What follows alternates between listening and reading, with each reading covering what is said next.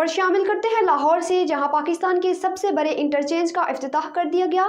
मज़ीद तफसीलात महर आसम की इस रिपोर्ट में। वज़ीर आला मोहसिन नकवी ने Lahore ring road southern loop 3 project का इफ्तिताह कर दिया। वज़ीर आला मोहसिन नकवी की मुसलसल मॉनिटरिंग और दौरों से 2 साल में मुकम्मल होने वाला मनसूबा सिर्फ 130 रोज में मुकम्मल किया गया।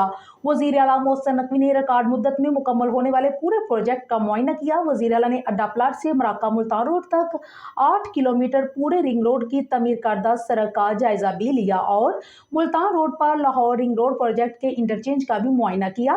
वज़ीर आला मोहसिन नकवी ने FWO के प्रोजेक्ट डायरेक्टर सेक्रेटरी तमीरात व मुवासलात और उनकी टीम की कारकर्दगी को सराहा और उनको कहा कि FWO के कर्नल जमाल, कर्नल अहमद और उनकी टीम ने दिन रात मेहनत की।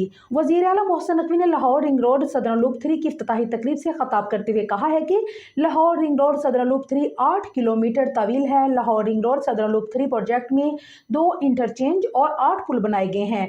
प्रोजेक्ट की लागत 16 अरब 50 करोड़ रुपए है। रिंग रोड सदरन लूप 3 की तकमील से आवाम को आमदरफ्त की बेहतरीन सहूलियात मिलेंगी।